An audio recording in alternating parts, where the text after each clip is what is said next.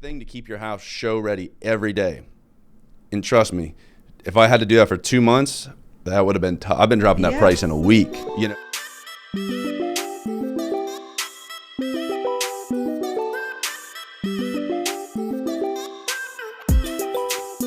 Last week we kind of talked about our program, TGP Homes, where we help sellers prepare their homes to sell. That way they make more money, they don't have to put up the cash, and they have the benefit of using our contractors instead of going through the hassle of managing all their own. Yeah. And today we're going to talk a little bit about a story of a specific instance, because I know it's kind of hard to picture how this may work for people. So we're going to talk a little bit about some of the sellers we've worked with and how it's benefit them, some of the things that have been headaches in there, things that we've fixed, worked on, and been improving all the time, because nothing's perfect, right? Yeah. Certainly not. No, certainly not. So we had an interesting situation as kind of one of our first go-rounds with this. What was it, 2 years? Is it 2 years ago now? I think like 2.5. Is it 2.5? I mean, it was like COVID. Yeah, it was right after COVID. That's exactly right. Yeah, so we were referred to a seller at a neighborhood that we had done a lot of work in. They had known a lot of the other people that we had worked with. They had been out of town, and that seller at the time had gotten really sick with COVID. He was one of the first ones sick, stuck in the ICU for months, not sure if he was going to make it or not, ended up doing fine. They were in the Northeast, and when they came back, they had a house here, larger house that they were looking to sell and downsize. That way, they didn't have the hassles. They had a really good perspective on life. Yeah. I want to be them when I grow up. I know, right? Yeah. They really kind of understood the value of each other and time and all that, and unfortunately, their situation made them appreciate that a little more. But really great people. And when we met, they didn't want to go through all the hassle of selling their house, right? And we had given them a bunch of different options and all that. They were kind of in the mode, like, do you remember their kind of talk a little bit about their like mindset at the time when we were talking to them about selling? Let's get out. They wanted to go. Right. Like, they were ready. They had the belongings they wanted to take with them that fit in their Jeep. Yep. And they wanted to just go. Yep. And I remember that was his exact quote. I want to pack this Jeep and I want to go. Yeah. That was exactly what he said to us. They didn't want to go through the whole process. They weren't excited about it. They were excited about starting their new life kind of after he found this, newfound appreciation for life. Like, he was ready to go. Right. So a lot of their hassle was, how do we get the house ready? How do we sell it? How do we deal with that? And do we have to stay here to do it? Yeah. So as we kind of worked through that, we gave them different options to do that in kind of the more traditional routes. And then as we really heard their needs, we talked about this and said, okay, well, hey, what if you had a situation that you could pack what you wanted, you leave the rest, and you just go. And we handle it all. We'll keep you informed and all, but you don't have to do it. You don't have to see it. We'll take care of everything. Yeah. How did they respond? Like, how was their response from that? They were so grateful. Yeah. I mean, like, they were so excited. They were ready. They were like, where's pen and paper? Like, where do I sign? Right. Yep. Like, yep. How do I sign up? I want to do this. Yeah. Yep. 'Cause it was a huge benefit to them to be able to start this new life already. Like, they didn't want to stick around and go through all of that and know that the end goal was them to start this new life. They wanted to start that now. Yeah. And so they weren't even there. Right. We sold their house with them. They came back, to sign on the dotted line, but like, we sold their house without them even being here. Yeah. And in their case, like, a lot of their personal belongings were already gone. And I remember when I met with them originally, they had just met with one of those situations like, hey, we'll offer you cash for your home. And they told us the number, and it was like drastically under what that house was worth. I mean, it was a beautiful house already. Like, they say like Good Bones. Right. Isn't there, like, yeah. a TV show? I think there is. Yeah. But it did. It really had good. It was a beautiful colonial style, huge 3 levels. Right. Basement, main level, upstairs. I mean, what? 4, 5 bedrooms? I think it was, yeah, it was big. 'Cause remember, there's a big one on each side. There was a primary on each side with the really cool bathrooms and the vaulted ceilings and all that kind of stuff. I take that back. It's cathedral ceilings. Is it sad that after all this time, I just learned yesterday the difference between a vaulted and a cathedral ceiling? How long have you been in real estate? Too long and to not know that. Right. Well, How about you tell everyone, what is the difference? So a vaulted ceiling is just one side. Cathedral ceiling is both sides. I didn't know. I thought they were all vaulted. One is a peasant and one is rich. Yeah, one's a church. Yeah. Yeah, so sorry for that. But yeah, learn something new every day, I guess. Yeah. I haven't put a whole lot of vaulted or cathedral ceilings in. But yeah, I mean, it was a big, beautiful house. And while that sounds great, it was 3,500 square feet of stress for them because they were looking at what they would have had to do or the massive discount that they were possibly selling it at. And his health. And health, like, right. I mean, he was just getting back to normal. And right. he just, like, his wife was certainly not wanting to do that. And he was not prepared to do that either. You know, he wanted to relax, go into early retirement, and right. be done with this thing. And they were downsizing to a much smaller property so they could travel and do those things.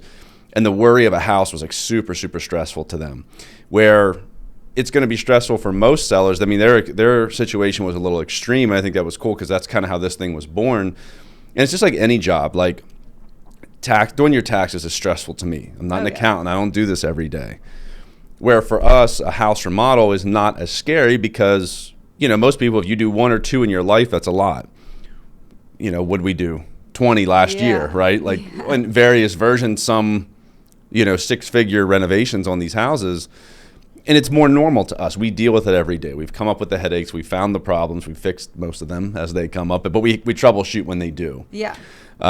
Plus, too, for them financially, obviously, being sick, being strapped for cash, they didn't have the option to put that money in. And I think that you remember what the quote was that ended up on that house? How much, like, work we put into it? I want to say 30, 40, yeah, I think it was like, I think it was like $37,000. Yeah, and it was a drastic difference for them. Like, it was the difference between $100,000. So that 37 was about $100,000 difference. What's that, 3 to 1? Yep, like pretty much. Yeah, pretty close. Yeah, and you know, a lot of people don't have that option. Even if you're not in that extreme situation, a lot of people don't have $37,000 that they're willing to sit there and, in their minds, risk. Yeah. The nice thing is for us, when we're fronting it, we're kind of saying, hey, we're taking this risk with you, and we feel confident in it because here's the way that we're going to work through it. We take ownership in our abilities, really. Yeah. Honestly, because we're saying $37,000. We're putting that money out up front. It's going to get you this. Right. So we know that, and we're taking responsibility and ownership that, hey, we're that good right. at this. Like, we think we are, right? Yeah. That we can get you that. And yeah, so he did make, what was it, like 100? It was a little more than that, actually, because it went a little higher than we expected. And talk about something like, this wasn't like, hey, we painted a wall or two for $37,000. Like, we did some stuff, right? Yeah. Do you remember what we did in there? I mean, bathrooms tend to be like our biggest thing. Yeah. I don't know what it like, bathrooms are where people walk into a home and they're like, ugh. Right. Like that big, huge, outdated jacuzzi tub. Yeah. Tub.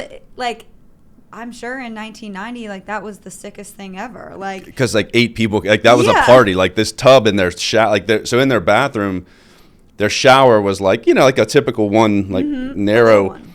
And then there's this big, it was blue. I remember being blue tub. Yes. And I mean, it wasn't like your typical, like, oh, that's a jacuzzi tub. Like this was like a blue pool. Tile tub. Like, that's it right. Was tile surrounded, I think. Yeah, it was because it had the surround around the big tub on top of it too. And I mean, it was massive, and it just was not, but it was a huge, nice primary bathroom. Like, I mean, it had, you know, a separate bathroom, like for the toilet. It had a shower. It also had, you know, that huge, massive tub, a double vanity, a linen closet. So, like, it just, the space wasn't being utilized to where someone wanted to walk in and say, like, oh, wow, like, this is luxury. Yeah. And same with the secondary primary bedroom. Right. I mean, that was a massive bathroom, too, that just needed, I think it had carpet. In the one side, the majority of the carpet really was weird. And like there was like they needed like a sitting room because that was the thing, like we're in the middle of a renovation right now that was built in the 70s and it has carpet, like that was just a thing, like that carpet was more common in the bathrooms.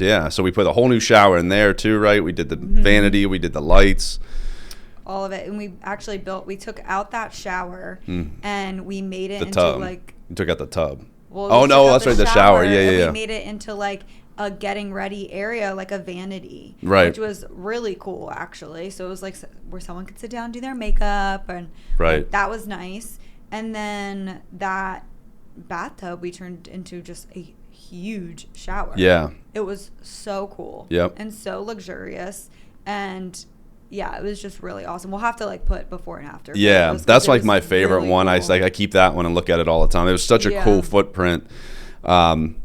And again, so we're talking about, you know, we painted a whole house. little odds and ends, but we did all the lights. We renovated 2 large bathrooms, like not little bathrooms. Yeah.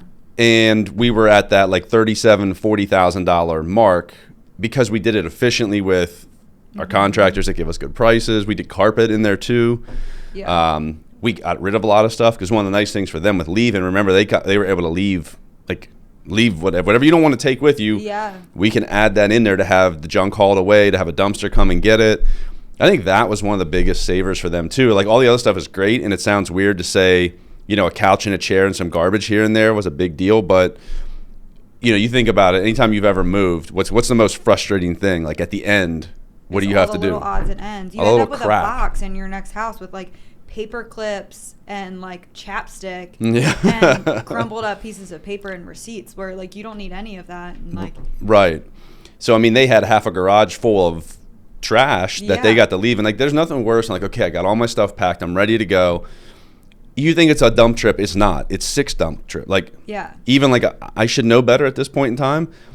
When I left when I sold my first house and I was leaving, I was like calling the buyer the day of moving. I'm like, hey, do you want a couch? Hey, do you want a chair? Do you want a TV? Do you want a shovel? Like, what do you want? Thank goodness they were first time home buyers and didn't have anything. They're like, we'll take it all. Yeah. Because I was rolling out of there like the Beverly Hillbillies with like the rocking chair on top of my truck like a second before they came. And it was so nice. Like, it was cool for them just to leave. And they're like, we can leave it like this? We're like, yeah, leave it.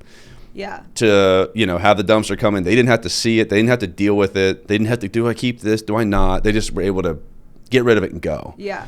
But also cleaning. Like, I don't know if most people know, like when you buy a house, like what do they call it? Broom swept. Yeah. Like you can't just leave stuff all over the floor and, it looking dirty. So that's a whole nother, once you go through that packing process. Yeah.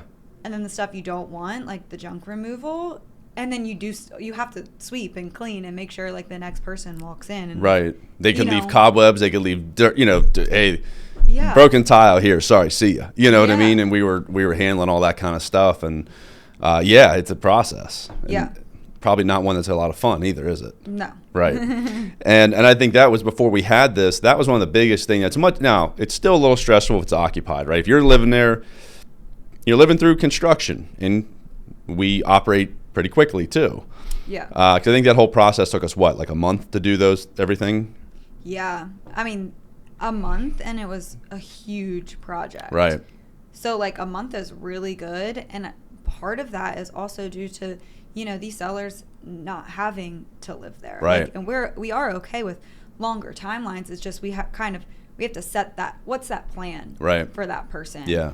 Because part of the reason we were able to get it done in 30 days is because we could have people in there for 30 days. Right. Working. 12 hours a day if they wanted to, as much as they wanted. Like, they weren't working around people's schedules. So that made it way easier. And, even if you have that luxury to do that, it's always the easiest thing to do, too, especially when you got someone handling who's sending you pictures, who's sending you videos, what's going on. Yeah. You see the progress. And it's still your home. It is. The deed is in your name. Right. So, we do still want you to feel like we're not just ripping everything out, those memories away. Like, it is something that we do very much handhold someone through that process. Right. Yeah. So, like updates, you made a good point. Like, those people weren't there, but we were still letting them know what was going on. Mm-hmm. That's very important to do. Like, if you can get out of your house and not occupy it for that 30 days to sell your home for $100,000 more. Right. Yeah, if someone said, hey, you want to go get an Airbnb for... Yeah. Like, I'll go, live with my parents for 30 days all day. Right, exactly, yeah. And do you remember kind of what this... So, obviously we have a house that we either would have had to massively underprice it to bring in a lot of tension, and obviously that's going to bring lower offers and things like that in. When we had it prepared, we staged it, we photographed it, we did the videos, we did all that kind of stuff. And when we went on the market, do you remember what the selling process was like? Didn't we have like multiple offers? Yeah. Isn't that? I mean, you were the agent. So right. Yeah. No, I should know that one better. Yeah. Sorry, I put that one on you a little worse, but once it gets to you. Yeah. And I mean, we did. I mean, after it was one of those. Now that was at the time. It wasn't necessarily the peak of the market. It was about the year before. Like that was in 2021 when things were still good, on their way up, but not like the 2022 market was. But yeah, multiple offers and it's a really nice conversation when you do these things, the way it shifts, instead of a buyer coming to see what they can get off, of the price. The question is, what do I have to do to win? Mm-hmm. We were getting much more favorable terms because even not only did they pay them a higher sales price, but one of the ways they made money at that time, the buyer offered to pay the transfer and recordation taxes for the seller, which was $9,000. So that saved them $9,000 on top of all the other extra money they made from the renovations. And in a competitive situation, you're in a much better position as a seller. Now people are afraid because as the market's changed, like, well, I don't want to put money in because I know I'm going to sell for less, which is true. It's going to sell for less. The market does what it does. Not only will it sell for less, though, what people don't realize, too, there's a way different conversation had when you have this beautiful showpiece house that people come in and fight over, as opposed to you only got one offer in 2 weeks. Like, as we negotiate on our side, when we see that, we're going in a more aggressive pace as opposed to having a conversation with the buyer like, hey, what are you willing to do to win because you love this house so much? Well, you have more cards to play. That's right. As a seller. Right. When you have a show-ready home, like, and even in this market where it is kind of down, you just have more cards to play because it's like, well, do you want this beautiful home or not? Right. They can't say, well, the window's cracked, there's blue paint in the one room, the carpet's all torn up, looks like a dog chewed the, flooring. Like, right. They can't, they don't have that. They don't have that room, right. to wiggle with you. So it is a card to play as a seller when you prepare your home, especially in the market like this. Like, even That's more a good so, point. like, we were doing these, when interest rates were like 3%, and they were flying off. Like, we were doing it then and it worked. We were also doing it before then. Right. And it worked even more. It was more imperative back then to prepare your home to sell. Yeah. I mean, Troyce has been doing it for 20 years. Right. Like, yeah. And during 2008, like, it's important to prepare your home to sell because you have more cards to play. And that's a really good point that you made there as well, too. People think, okay, well, I'm selling for less, I should do less to my house. But really, that's actually, it acts as a double effect because not only, right, because now you've got buyers that are paying a higher interest rate, their monthly payment's higher. They don't have the cash to renovate a house. They're not willing to do that. So not only do you lose those buyers, but you're going to lose even more value. So you're exactly right, where people are afraid now, well, it's a lower price. Well, it's going to be a way lower price if we don't do these things, because if we don't create that multiple offer situation or the aggressive situation where it looks great and you don't have any leverage, it's going to be like, what can I do to get out, as opposed to what can I do to get the most money on that side? Because that's how we're looking at it on the buyer side too. Like, there's a way different conversation I have on day 21 on the market with a buyer that I'm representing of how we're going to negotiate, as opposed to that first weekend when they're like, wow, this is amazing. You see all the cards, you see people coming flying through. That's a way different conversation about how to negotiate that. Yeah. So I think you're right. It's important all the time, but probably more important now because as we shift into closer, like, we're still in a seller's market, but we're shifting towards a transitional market, which is in between a buyer's and seller. Good market, however, very susceptible to price and condition. If you're off for price or condition, that's why we're seeing so many changes in the market right now with listing prices. Okay. So you're in a situation where, that's probably a very good point to point out. If you thought it was important before, it's more important now, because now buyers are super sensitive to condition. Oh yeah. They've been through multiple different conditions, like, of homes. Right. And they've honestly probably been in the market too when it was super competitive. Yeah. And now, they're just so much more sensitive. Right. To everything going on, rightfully so. Because their budgets, like, no matter who you are, what kind of budget you have, a mortgage costs you more than it did in the past. It's not going back there. It is what it is. But those couple $100 a month are the difference between being able to prep your house or do some work if you want to. Some people don't even want to. Yeah. But if you do want to, that can be the difference between being able to do it and not. So buyers can pay that higher price because, $10,000 in a mortgage is $50 a month. Yeah. $10,000 out of your pocket is $10,000 out of your pocket. Yeah, that's a good point. So they don't have that extra money to come in there and be like, okay, well, I'm going to buy this house and I'm going to go put $10K extra in. It's still very cash intensive to purchase a home. So if it's already done for you, buyers will pay a lot more because they're essentially financing the renovations.